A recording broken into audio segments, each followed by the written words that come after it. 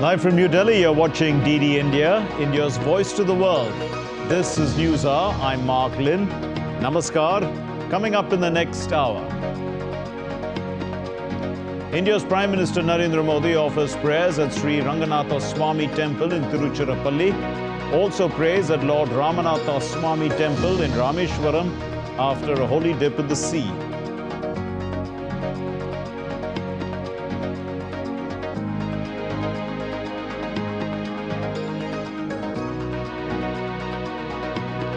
A Yajna fire is lit in Ayodhya as a ritual of profound significance 2 days before the consecration of the Ram temple. The Sanctum sanctorum of the Ram temple undergoes purification with water from various rivers. US President Joe Biden discusses two-state solution with Netanyahu in a telephonic conversation and reaffirms the possibility of a Palestinian state.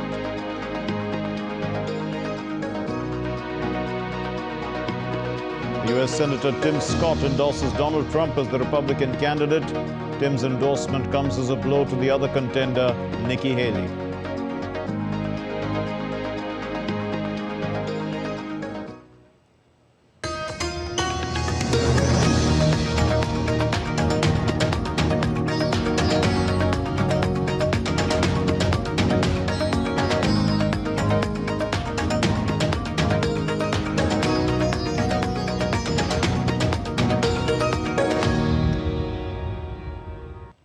Let's begin with developments surrounding the consecration of the Ram temple at Ayodhya on the 22nd of January.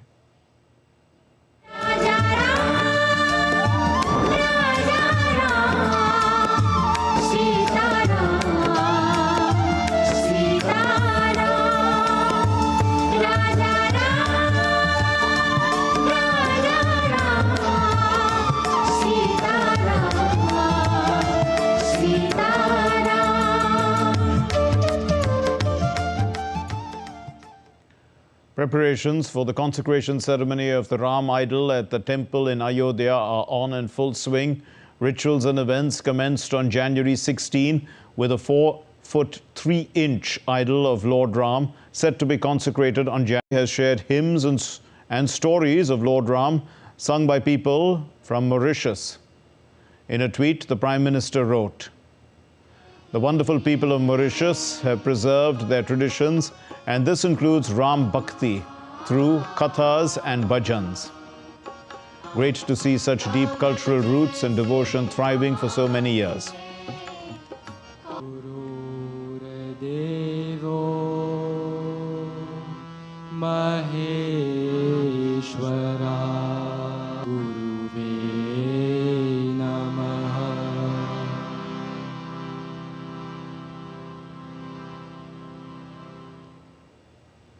With the Ram temple consecration ceremony just 2 days away, many American and European devotees participated in a procession that began from the Indian capital, Delhi, and will reach the temple city of Ayodhya.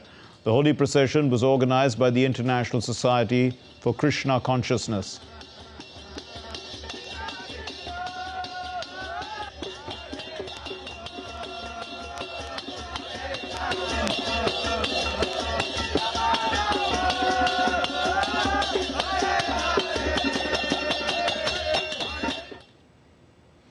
And just days ahead of the grand consecration ceremony of the Ram temple in the Indian city of Ayodhya, evening prayers were performed on the banks of the holy river Saryu.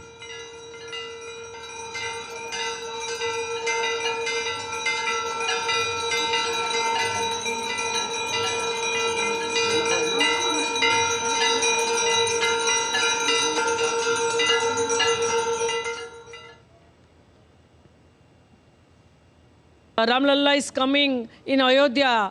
We feel very happy that our God is came his home. तो आज भगवान अपने भव्य दिव्य भवन में जा रहे हैं विराजमान होने के लिए, जैसे हम लोगों को लालसा थी भगवान का दर्शन करने के लिए। पूरी अयोध्या आह्लादित है, पूरा विश्व आह्लादित है। The Ramayana is considered the heritage of all people. It reminds people of their duty towards the world, society, and family. The epic has linked India with different parts of Southeast Asia through oral and cultural traditions. This report tells us more.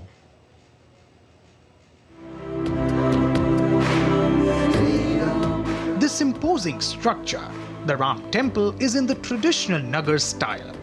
It is 3-storied and each floor is 20 feet tall. The temple has 392 pillars and 44 doors. There are 4 temples at its 4 corners, dedicated to the sun god, goddess Bhagavati, Lord Ganesha and Lord Shiva. The temple has been constructed entirely using indigenous technology with emphasis on water conservation. India's rich literary heritage is globally recognized in the form of the great epics like the Ramayana and the Mahabharata. The story of Ram, originally written by Valmiki, consists of 24,000 shlokas. The Ramayana is about 480,000 words and is much smaller in length than the Mahabharata. UNESCO acknowledges Ram Leela as a performance of the Ramayana epic in a series of scenes that include song, narration, recital and dialogue.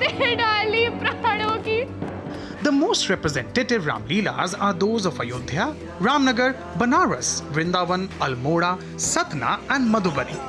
The performances last 10 to 12 days, but some, such as Ramnagar, may last an entire month.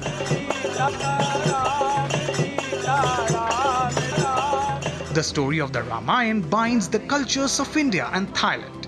Lord Ram is central to the people of both the countries. Ayodhya, around 70 kilometers north of Bangkok, has its roots in Ayodhya, the birthplace of Lord Ram. Rama King is the Thai version of the Ramayana. The Ramayana is said to be brought to Southeast Asia by Buddhist monks. Lord Ram is so entrenched in Thai culture that the Thai soil from Ayodhya has been sent to Ayodhya for the temple. Angkor Wat in central Cambodia has 2 brilliant temple complexes that display Ramayana and Mahabharata on their walls. Rama's Bridge, also known as Adam's Bridge, is a chain of limestone shoals between Pamban or Rameshwaram Island off the coast of Tamil Nadu and Mannar Island on the northern coast of Sri Lanka. The 50-kilometer stretch was first mentioned in the ancient Indian epic Ramayana. Valmiki speaks of a bridge, Setu Bandhanam, a bridge over the ocean linking India with Sri Lanka. The Indonesian version of Ramayana is the Balinese Ramaka Waka, which is a developed version of the Kakawin Ramayana. Here Sita, Rama's wife, is depicted as a bold and strong and is seen fighting with Asuras in Ravan's Lanka instead of waiting for Ram to rescue her.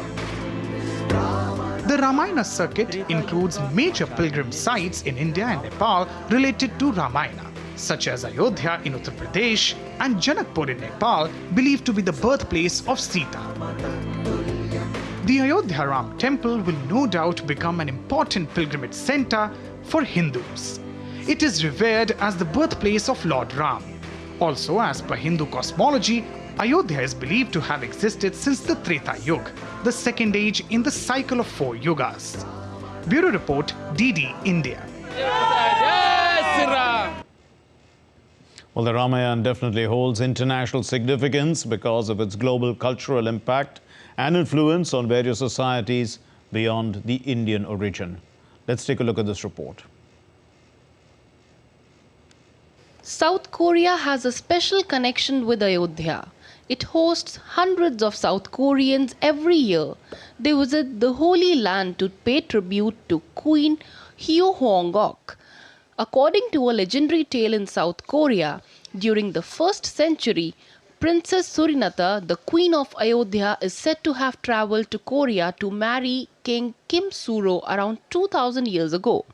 Subsequently, she became the Queen of Korea and was called Hyeonggok. This legend is frequently referenced in discussions about the diplomatic relationship between the two countries. A memorial for Hyeonggok is established at Ramkatha Park on the banks of river Saryu.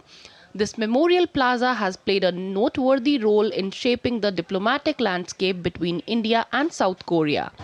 Over the centuries and across civilizations, Lord Ram and Ayodhya have not only garnered popularity among the people of India, but have also served as a source of inspiration for individuals worldwide. In nations like Nepal, Sri Lanka, Thailand, Malaysia, Indonesia, Myanmar, Fiji, Cambodia, Philippines, Mongolia, Vietnam, and numerous others, Lord Ram is revered as a prominent deity. The global reverence of Lord Ram in these countries highlights the extensive influence and adaptability of the Ramayana, transforming it into a genuinely worldwide cultural phenomena. Each culture has infused its distinctive elements, contributing to diverse interpretations while upholding the fundamental narrative of virtue, duty, and the victory of good over evil. The tale of Lord Ram has even made its mark in Western literature and art. Kriti Vadhera for DD India.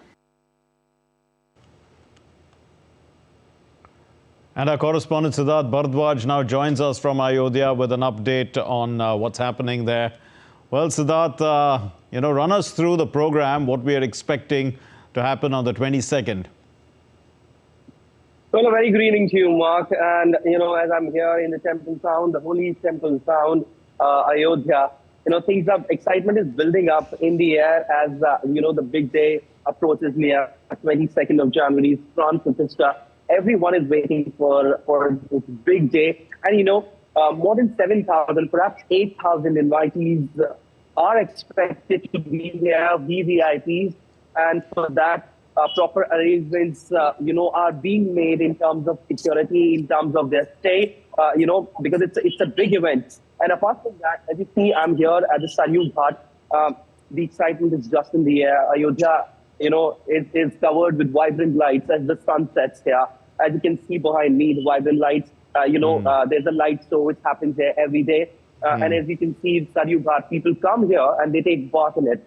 So all in all, it's a very happy mood, happy vibe amongst the people, amongst the devotees, amongst the tourists and pilgrims who come here, who are coming there. And with each passing day, we are seeing more and more excitement and more tourist influx here in Ayodhya as the big day approaches on 22nd. The rituals have been unfolded a few days back, and they will go until 21st of January. And 22nd, it's Pran Pratishtha, for which everyone is waiting for. Security measures have been made tight. There is an additional deployment of certain units like CRPF, RPF, paramilitary forces, ATS. And apart from that, advanced monitoring systems have been put in place, Mark, and that's very important to, I should be telling you this. Artificial intelligence, AI, is playing a pivotal role when it comes to security here. There's a technology which has been incorporated in the already installed CCTV cameras. It's having several features like reverse facial recognition. It is having criminal database. It is also having the potential to trace fake number plates, Mark. So if just in case there is a vehicle with a fake number plate, the AI technology can detect that, further enhancing the security in the region. So all in all, the vibe is very nice and the security measures are pretty tight. We'll leave it there. Thank you very much, Siddharth Bharadwaj, joining us from the banks of the river Saryu. And still to come here on DD India News Hour. Ahead of the consecration ceremony of the Lord Ram Temple in Ayodhya, the Prime Minister offers prayers at temples in South India.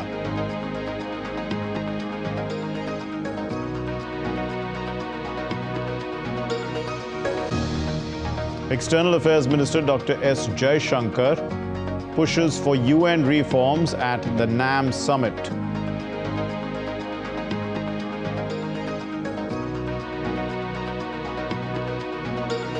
And US President Joe Biden discusses two-state solution with Netanyahu in a telephonic conversation.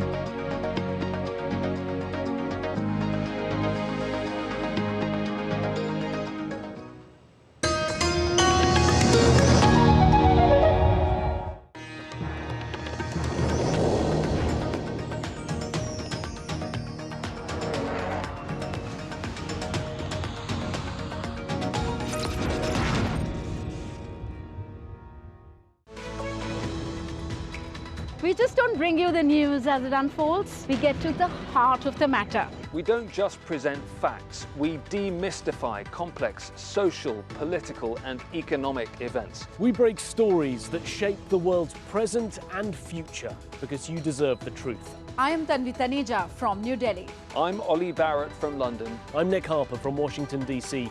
Join us on DD India Global Monday to Friday at these times.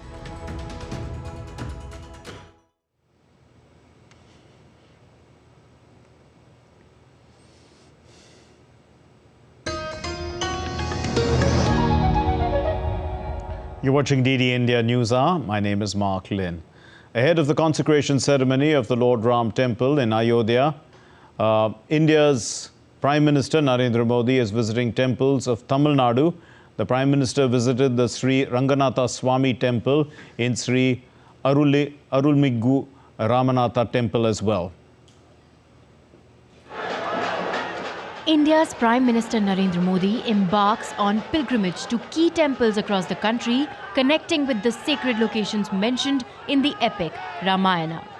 The pilgrimage begins with a vibrant roadshow where Prime Minister Modi, clad in traditional Tamil attire, arrives in style.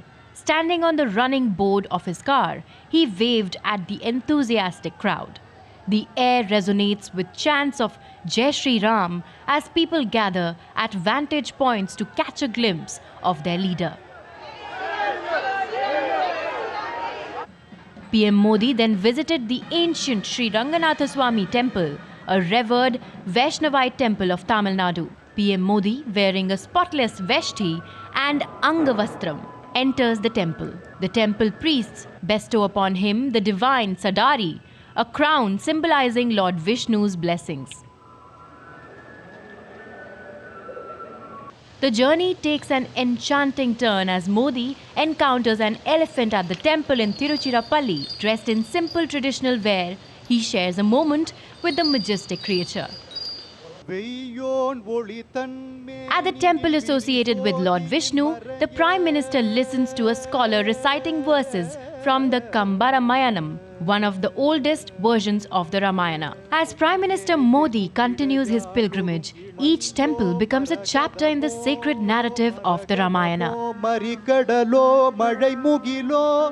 Later, Prime Minister Narendra Modi took a holy dip. Prime Minister followed a 22-step purification process through 22 tirthas at the Sri Arulmigu Ramanatha Swami Temple in Rameshwaram. Prime Minister is undertaking a 11-day Anushtan before the consecration ceremony of Lord Ram in Ayodhya.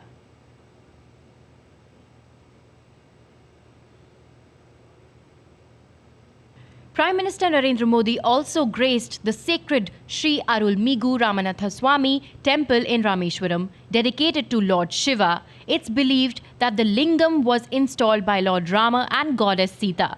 The temple's allure lies in its grand corridor and intricate architecture. As part of the Sri Ramayana Parayana, Prime Minister Modi joins the melodic verses recited by traditional mandalis, echoing the enchanting tale of Sri Ram's return to Ayodhya in 8 different traditional languages. As Prime Minister Modi continues his pilgrimage, each temple becomes a chapter in the sacred narrative of the Ramayana.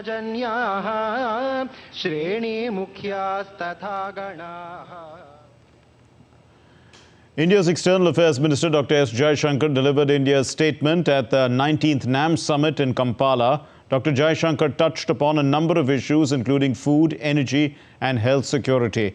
He also highlighted the challenges of COVID, conflict, climate change, debt and inflation. Besides, he pushed for reform at the United Nations. Let's look at this report.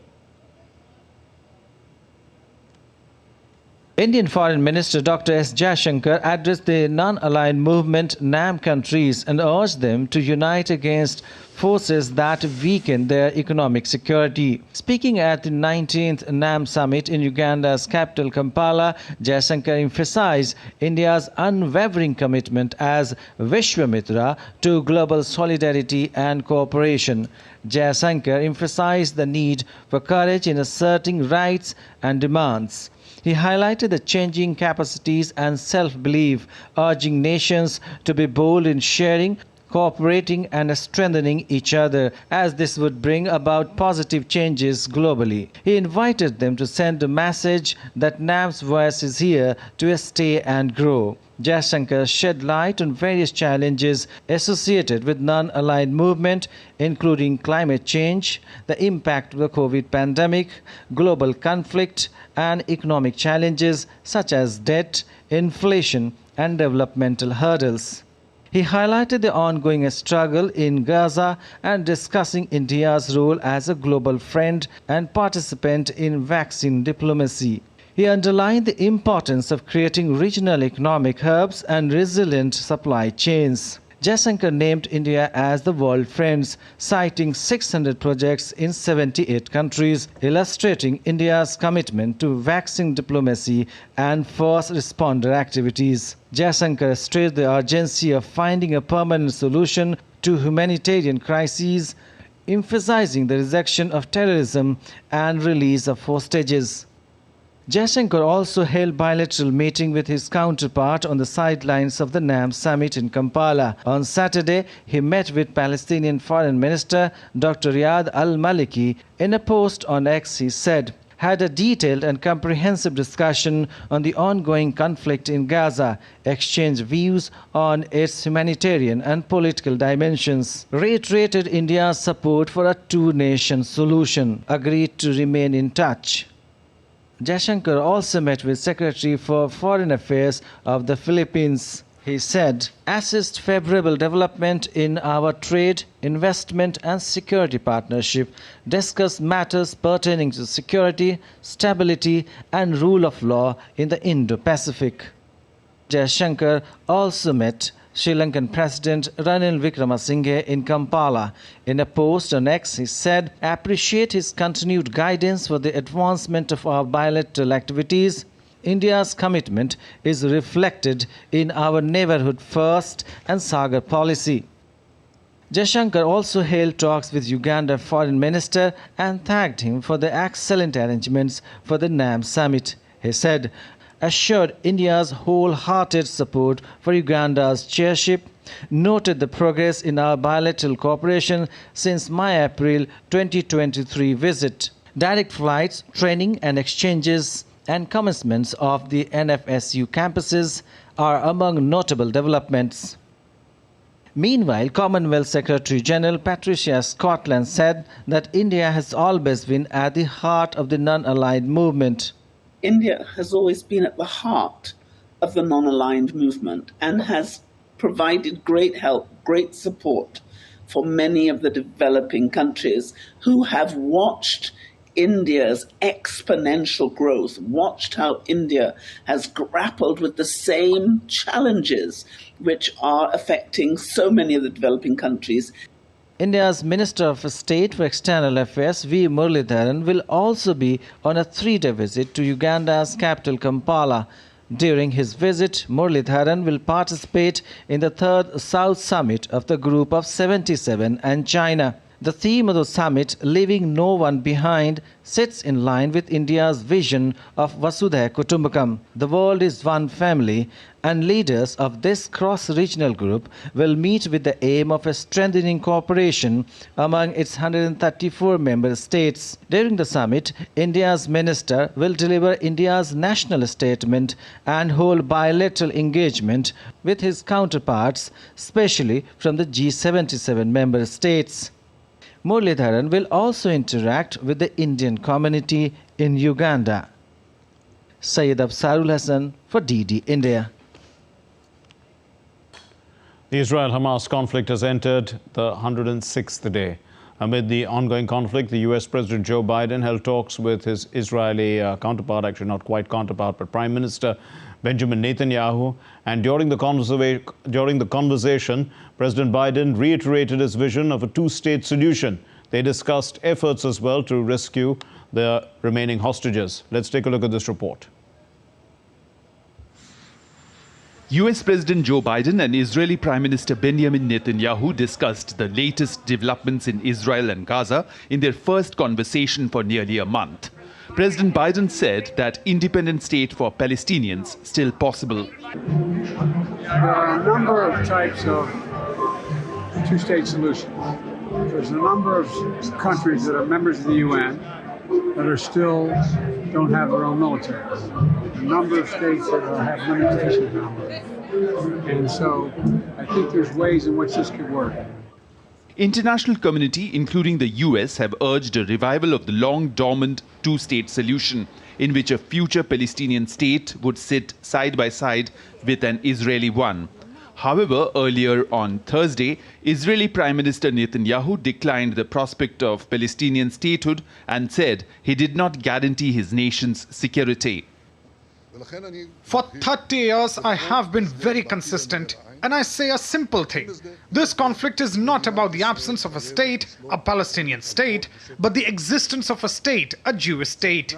Therefore, I clarify that in any arrangement in the foreseeable future, with an accord or without an accord, the state of Israel must have security control over the entire territory west of the Jordan River.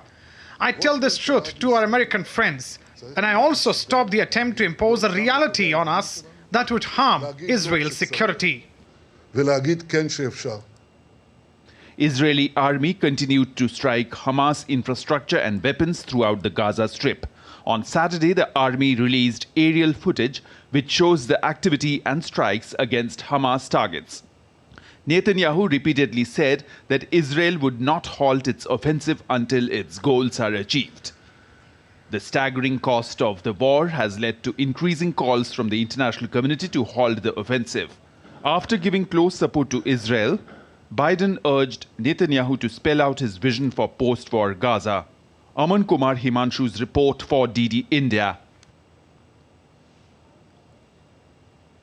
The US Senator Tim Scott has endorsed the Republican frontrunner Donald Trump for another term. Tim's endorsement of Trump comes as a blow, in fact, to Nikki Haley. Scott is the latest US lawmaker to endorse Trump. Here's what's happening in the run-up to the US elections. US Senator Tim Scott endorsed frontrunner Donald Trump for another term at the White House at a rally in New Hampshire on Friday night. Republican Senator Tim Scott's endorsement of his former rival Trump comes as a blow to Nikki Haley.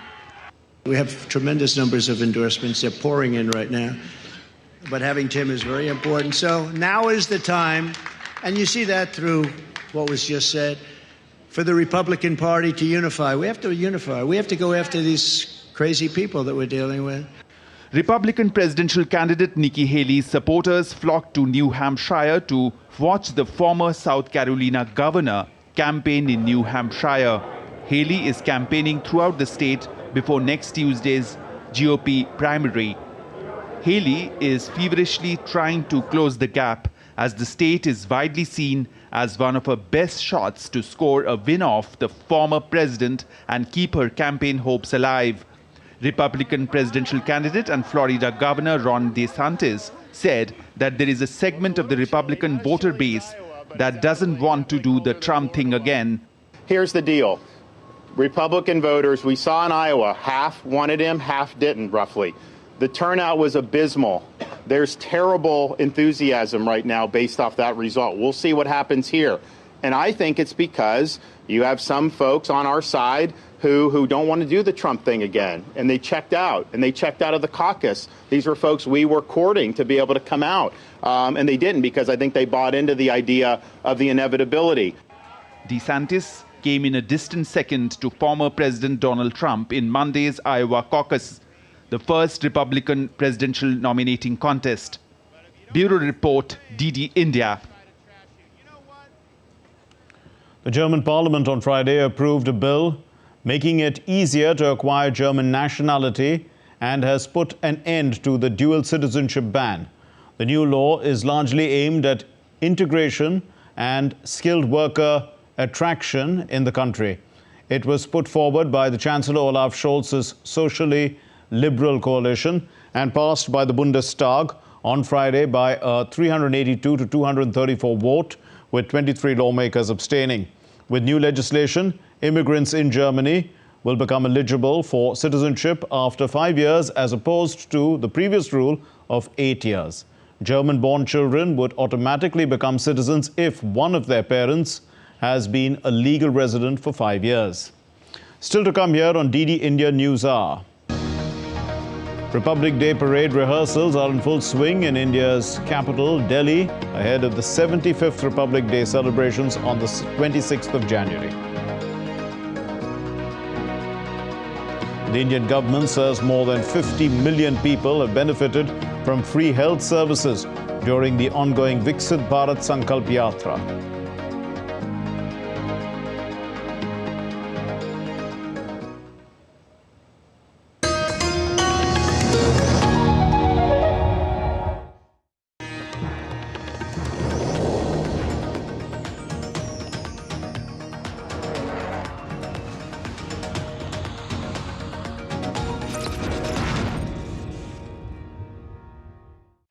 world that never stops, where information shapes our reality. One app stands out, helps you stay ahead of time. Introducing the DD India app, your gateway to a world of news right at your fingertips. Your most trusted source of news goes global, goes digital. Explore a world of options, top stories, live updates, in-depth analysis, and more. Stay informed wherever you are. Real-time alerts keep you ahead of the curve always. The DD India app, connecting you to the world one story at a time. Download now and explore the world of knowledge, insights, and authentic information.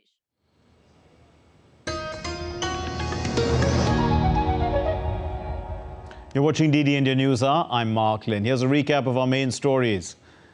India's Prime Minister Narendra Modi offers prayers at the Sri Ranganatha Swami Temple in Tiruchirappalli. Also prays at the Lord Ramanatha Swami Temple in Rameshwaram after a holy dip in the sea.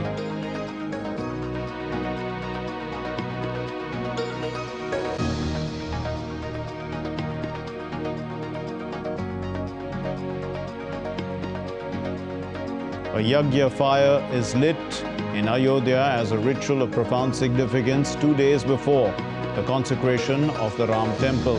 The Sanctum sanctorum of the Ram temple undergoes purification with water from various rivers. US President Joe Biden discusses the two-state solution with Netanyahu in a telephonic conversation and reaffirms the possibility of a Palestinian state.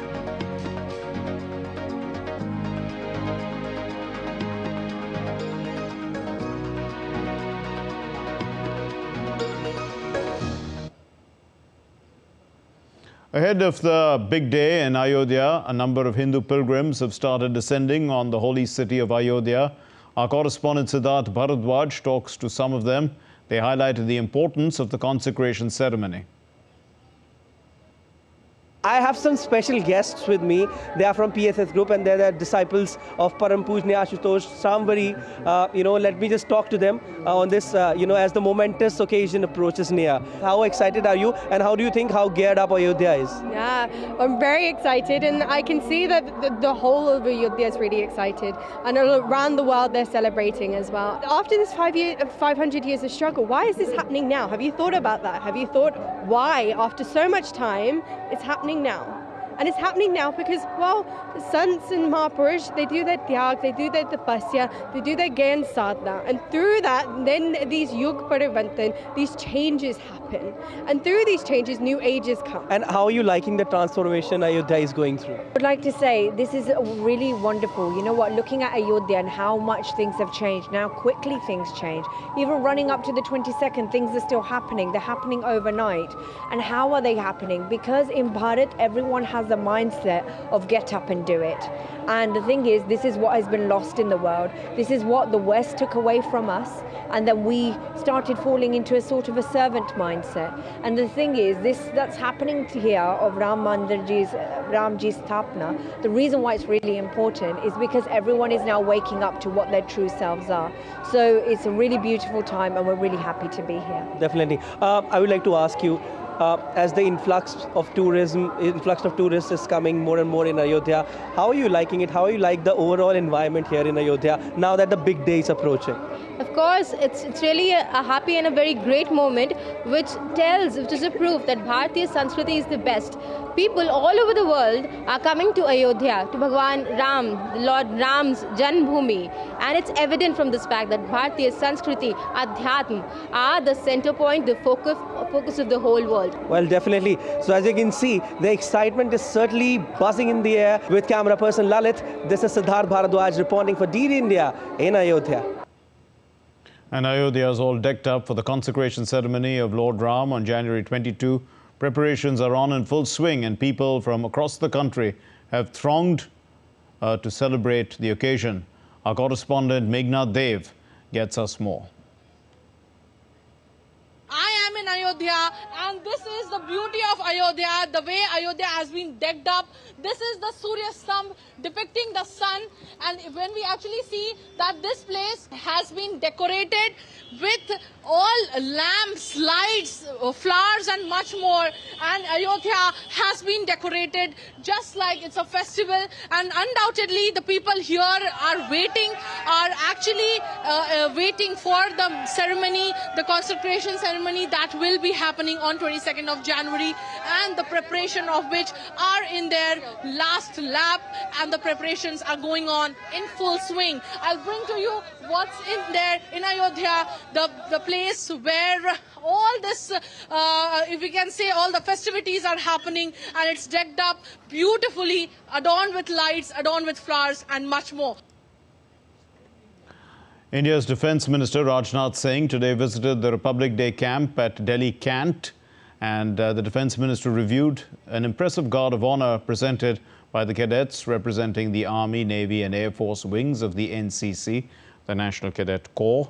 And it was followed by a band performance. Rajnath Singh also gave away the Raksha Mantri, or the Defence Minister's Padak, and commendation cards. This is to the NCC cadets for their exemplary performance and devotion to duty.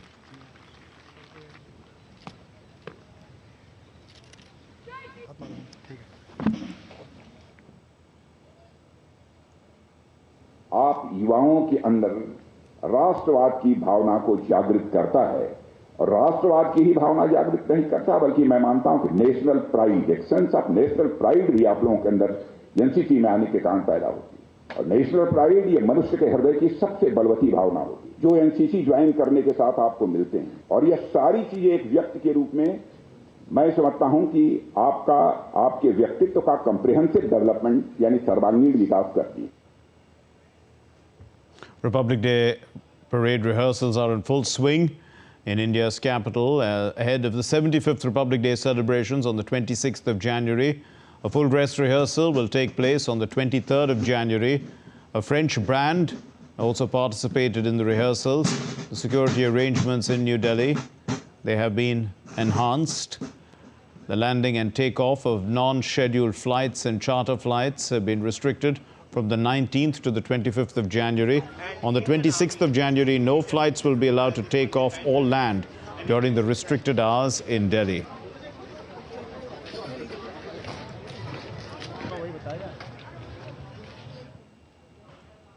So India will be celebrating its 75th Republic Day on the 26th of January, an event which is marked by a grand parade in New Delhi, where the Indian Armed Forces will be displaying their weapons and also defense systems.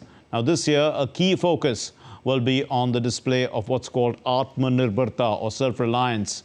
Akshay Dongre speaks to the military officer at the rehearsal parade. Ahead of the 76th Republic Day, the Indian Armed Forces are giving a glimpse of the weapon systems that will be taking part in the march on Kartavya Path. We are standing with a lot of these systems that have been indigenously developed, including this specialist mobility vehicle. Sir, tell us about this system. How is it used, and how can it enhance India's warfare capability? As per the Indian Army modernization plan, this particular vehicle is called the Specialist Mobility Vehicle, also as SMV. This is an amphibious vehicle, and the name as suggests, the Specialist Mobility Vehicle. This vehicle can be employed in the arid desert, in the mud flats of Kutch, in the mountainous terrain, as well as this particular vehicle can wade through any water body, be it a canal, be it a lake. And the good part about this particular vehicle is that it can accommodate a strength of about a section that is a strength of 10. This vehicle can be utilized in disaster management relief, in any rescue mission, and for any medical casevac this particular vehicle can be utilized. A boat that can climb mountain, a boat that can in fact ply on roads. So this is that specialist mobility vehicle. You can look at the tires of this vehicle. They are quite unusual. They are about 5 feet as far as the diameter of this particular tire is concerned, it can accommodate up to 10 people. So these are the shining examples of India's defense manufacturing systems, India's defense manufacturing capabilities that are in fact producing some of the best and most advanced weapon systems, mobility vehicles, tanks, as well as fighting systems in the world, be it modern warfare or the conventional warfare. The Indian defense systems, Indian manufacturing capabilities are now producing almost everything that is required by the troops on the ground. With camera person Jakpal Shaukin, I'm Akshay Dongre, DD India. And women contingents from the Defence Forces are set to participate in this year's Republic Day Parade. It's the first time that nurses from the military nursing services are taking part in the parade. Akshay Dongre speaks with Major Kuller at the rehearsal parade. On 26th January, during the Republic Day Parade on Kartavya Path, and all women contingent of military nursing services will be taking part in this year. This was the first time that an all-women contingent from the MNS will be taking part, and we have Major Kuller here with us from AMC. Ma'am, what is the significance of this particular all-women military nursing contingent that will be marching on? So this has just told us that what we are capable of, because we have been adapted in such a way. Otherwise, we are used to working in tandem at hospitals. We work in coordination. But by this opportunity, we have realized that we are capable of much more. So we're really thankful that this concept has come up of Nari Shakti and women empowerment. Nari Shakti has been a talking point of the government for several years. Now we are seeing the result of it as well, be it the involvement of women in armed forces, but now an all-women contingent. Has it ever happened? No, this is the first time that Armed Forces Medical Services has got the opportunity to march at Kartavya Path, and we are representing all the pillars of AFMS, that is medical officers from the Army, Navy and Air Force, Army Dental Corps and Military Nursing Services. How does it feel for you to in fact being part of this this glorious movement of leading this? So, it's a matter of great pride for me that my directorate has considered me worthy of this opportunity. I'm very grateful to them, and it's a big responsibility as well as an opportunity. So I'm really happy. Thank you. So this is what the leading officer, the contingent commander, Major Kuller, has to say about this all-women military nursing services contingent. Right now we are here at Republic Day. The ground is all set. The contingents are all prepared, and now final touch-ups going on as far as this glorious movement is concerned, which will see several firsts, be in terms of the equipment displayed or the contingents that will be taking part in this movement. With camera person Jakpal Shaukin, Akshay Dongre, DD India. And India's Home Minister Amit Shah addressed the 13th Triennial Batho Mahasabha Conference in Tejpur in the Indian state of Assam. He did so today, and in his address, Amit Shah said that India is a country with diversity of beliefs, and Batho religion has grown up along with the traditional Sanatan Dharma, and it is a very important part of India. He said that due to new perspectives and efforts by Prime Minister Narendra Modi, the Bodoland problem in the northeast was resolved, and today this problem, in fact this region, is leaving the path of violence and is moving forward on the path of development. The Home Minister said that under the leadership of the Chief Minister of Assam, Himanta Biswa Sarma, the entire Assam is moving on the path of development with peace. And India's Home Minister Amit Shah addressed the 60th Raising Day celebrations of the Sahastra Seema Bal, the SSB, at the SSB Recruitment Training Centre, also in Tejpur in Assam. And he paid tribute, in fact, to 51 Jawans of the force who had made the supreme sacrifice for the country and the safety and security of the country. He said that last year alone, 5 SSB personnel sacrificed their lives in the line of duty. He said that the country is able to sleep peacefully because of the soldiers who are willing to give up their lives, make the supreme sacrifice for the protection of the country. In his speech, Amit Shah remembered Paramveer Chakra awardee Karam Singh on his death anniversary. Let's take a look now at other stories making the news. A team of Enforcement Directorate ED arrived at Jharkhand Chief Minister Hemant Soren's house on Saturday morning to record his statement in an alleged land scam case. Soren, who had skipped 7 summons issued to him earlier in this case last year, had agreed to record his statement at home. India's national capital on Saturday recorded a minimum temperature of 8.5 degrees Celsius, which is a notch above the season's average. This is according to the India Meteorological Department. Now, the IMD has, however, issued an orange alert for dense fog in Delhi and adjoining areas. The day temperature, the maximum temperature, was likely to settle around 15 degrees Celsius. So, cold day conditions prevailing in Delhi. The Indian government said that more than 50 million people benefited from free health services during the ongoing Viksit Bharat Sankalp Yatra. The Health Ministry said that around 200,000 health camps were conducted in Gram Panchayats and urban local bodies till date.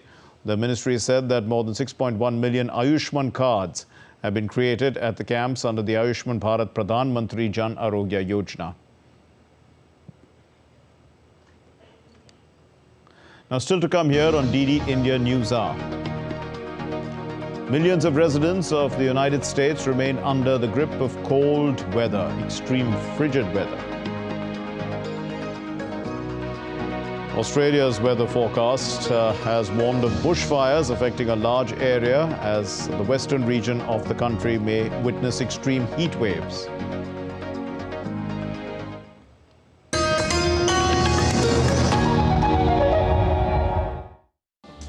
Voice of a rising aspirational world. Stories of challenges, struggles and accomplishment. A world battling conflict, hunger and poverty. Embracing growth, development, science and technology. A voice of progress, a voice of unity. Watch Voice of the Global South with me, Akshay Dongre, only on DD India.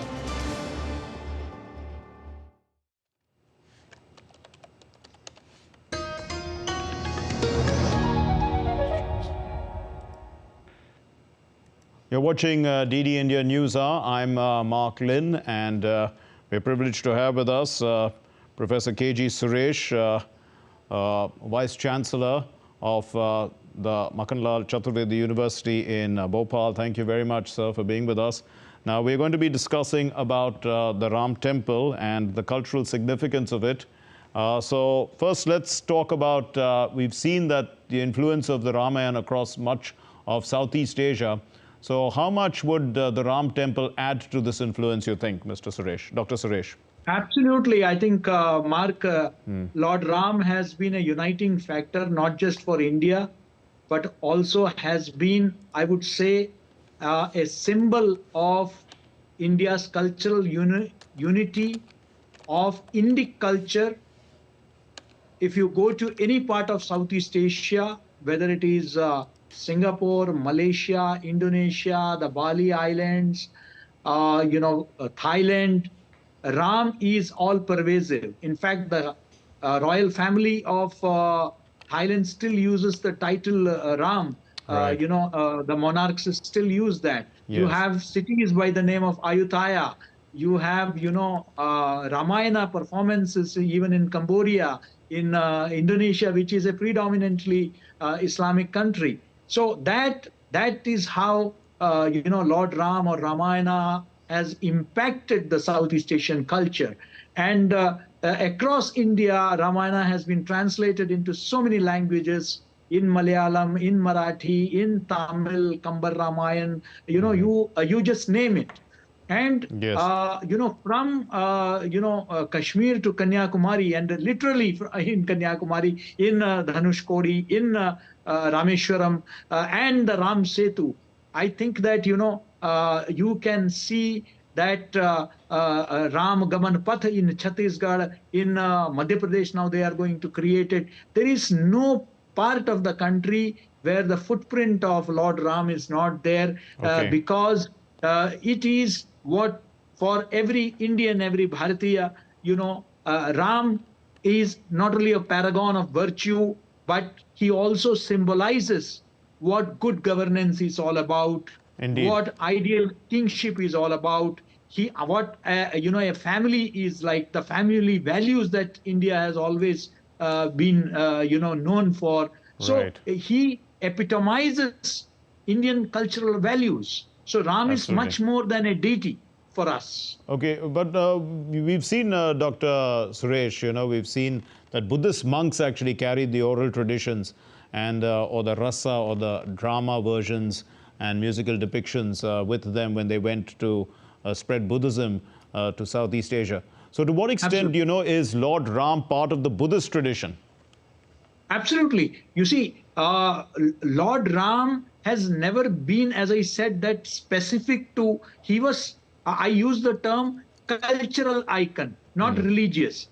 Religious, yes, for a large section of the Sanatan Parampara, he is the avatar of Lord Vishnu. But even those outside of the Sanatan fold, but yet part of the Indic cultural stream, have always looked at Ram.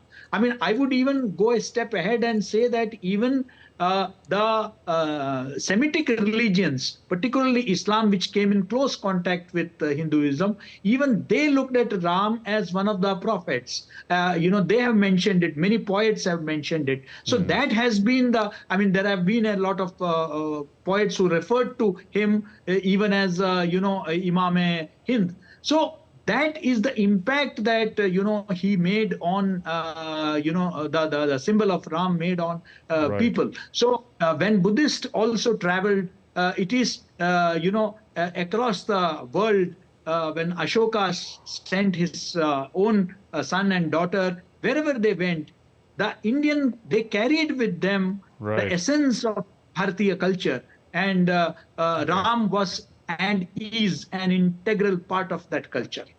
Dr. Suresh, for our international viewers, why do we call Lord Ram as the Maryada Purushottam? What's the cultural message of virtue that is depicted in the Ramayana?